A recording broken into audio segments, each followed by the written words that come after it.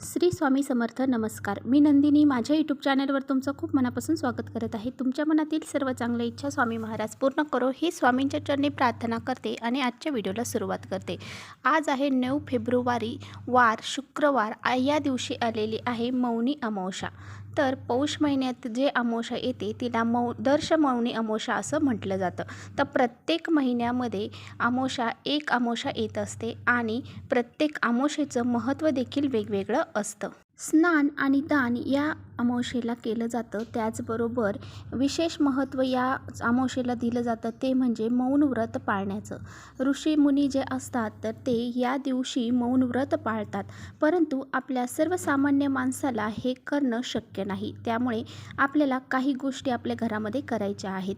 तर आपल्याला काही गोष्टी टाळायच्या आहेत. त्या म्हणजे आपल्याला कुणालाही अपशब्द बोलायचं नाही, कुणाशीही भांडायचं नाही, कुणाला ओरडून बोलायचं नाही, कुणाचं अपमान होईल असे शब्द आपल्याला उच्चारण करायचे नाही. तर हे जरी केलं तरीसुद्धा आपल्याला मौन व्रत केल्याचं जे पुण्य आहे ते प्राप्त होत असतं. त्याचबरोबर स्नान करण्याला पवित्र गंगेमध्ये जाऊन स्नान करण्याला या दिवशी खूप महत्त्व आहे.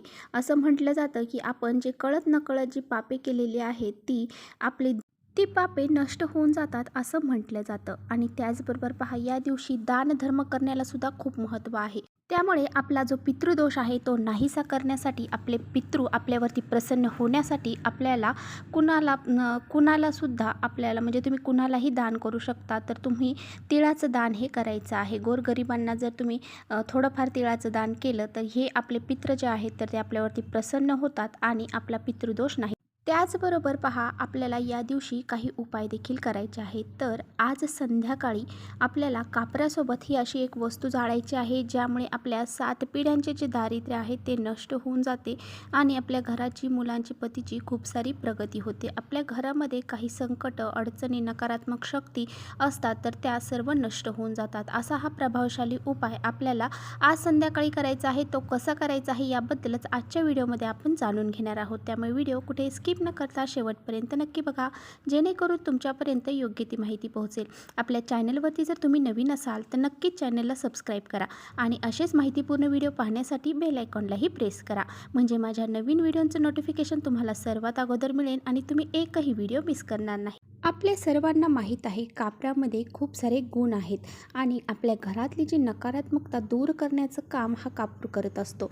त्यामुळे पहा, आपल्या घरामध्ये काही नकारात्मक शक्ती असतील, वाईट दोष लागलेले असतील, ते नष्ट होऊन जातात आणि आपल्याला आपलं घर जे आहे सुखी समाधानी होते. त्यामुळेच आपल्याला कापराचे काही उपाय जे आहेत तर ते संध्याकाळी करायचे आहेत. त्याचबरोबर घरामध्ये सकारात्मक लहरी निर्माण होण्यासाठी कापूर हा जाळला जातो. आपल्या घरामधली जी इडापिडा आहे ती दूर होण्यासाठी, घरामध्ये लक्ष्मी मातेचा प्रवेश होण्यासाठी, घरातील अलक्ष्मी बाहेर जाण्यासाठी हा जो कापूर आहे तो जाळणं खूप महत्त्वाचं ठरलं जातं. आणि कापरासोबत जर आपण काही वस्तू त्यामध्ये काही जाळल्या तर आपल्या घरामध्ये कोणत्याही प्रकारची निगेटिव्ह एनर्जी येत नाही. तर पहा, आपल्याला उपाय काय करायचा आहे. तर आपल्याला संध्याकाळी आपल्या कापूर जाळायचं जे भांडं आहे ते घ्यायचं आहे, किंवा मग मातीची पंती असेल ती घ्यायची आहे आणि त्यामध्ये आपल्याला सर्वात अगोदर तांदूळ टाकायचे आहे. त्यानंतर आपल्याला त्यावरती 7 कापराच्या वड्या टाकायच्या आहेत. तर ह्या कापराच्या वड्या जेव्हा तुम्ही टाकणार आहात तेव्हा त्या थोड्याशा तुपामध्ये भिजून घ्या. त्याचबरोबर आपल्याला 5 लवंग घ्यायच्या आहेत. लवंग ह्या कुठेही तुटल्या फुटलेल्या घेऊ नका, चांगल्या व्यवस्थित आणि अखंड लवंग आपल्याला घ्यायच्या आहेत. पुढे फूल असणारे घ्यायचे आहेत. त्याचबरोबर 5 आपल्याला हिरव्या वेलची घ्यायच्या आहेत. ह्या वेलची जेव्हा घेणार आहात तेव्हा त्या अगदी हिरव्यागार अशा घ्या, चांगल्या व्यवस्थित असणाऱ्याच घ्या. आता पहा, ह्या सर्व गोष्टी ज्या आहेत तर त्या आपल्याला कापराच्या भांड्यामध्ये टाकायच्या आहेत.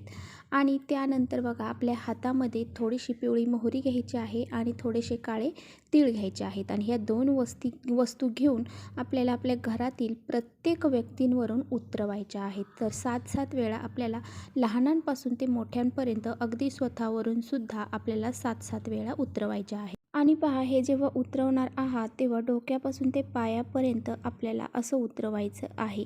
आणि जी पिवळी मोहरी आहे किंवा काळे तीळ आहेत, तर हे नकारात्मकता दूर करण्यासाठी अतिशय महत्त्वाचे ठरले जातात. आणि त्याचबरोबर घरामध्ये काही वाईट बाधा असेल, वाईट बाधा, शत्रुबाधा जर आपल्याला लागली असेल, ती दूर करण्यासाठी सुद्धा खूप महत्त्वाचे मानले जातात. त्याचबरोबर बघा, ह्या वस्तू घेतल्याच्या नंतर, उतरवल्यानंतर आपल्याला त्या भांड्यामध्ये टाकायच्या आहेत, ज्याच्यामध्ये आपण कापूर घेतलेला आहे, तांदूळ घेतलेले आहे, वेलची आणि लवंग घेतलेले आहे, त्यामध्ये टाकायच्या आहे.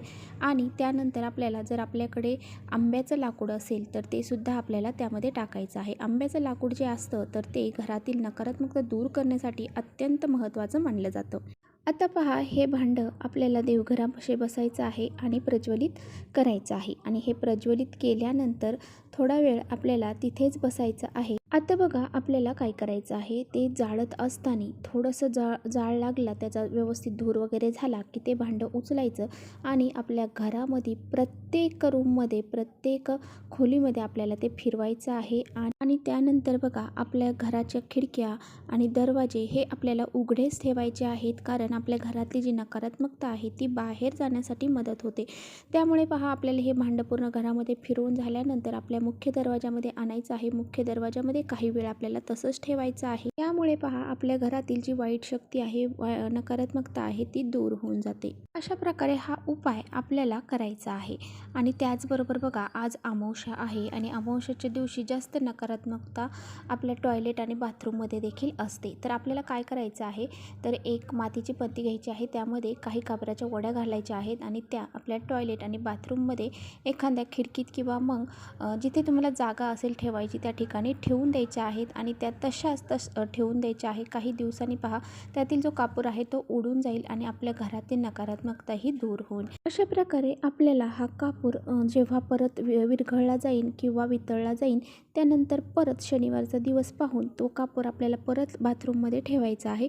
अशा प्रकारे नेहमी आपल्याला कापूर हा आपल्या बाथरूममध्ये ठेवायचा आहे, जेणेकरून आपल्या बाथरूममधली जी निगेटिव्ह एनर्जी आहे तर ती नष्ट होऊन जाईल. अशा प्रकारे आपल्याला हा उपाय करायचा आहे. तर चला, इथेच करते व्हिडिओचा एंड. व्हिडिओ आवडला असेल तर नक्की लाईक करा. चॅनलवर नवीन असाल तर चॅनलला सबस्क्राईब करा. परत भेटूया अशा छानशा व्हिडिओसोबत. तोपर्यंत श्री स्वामी समर्थ.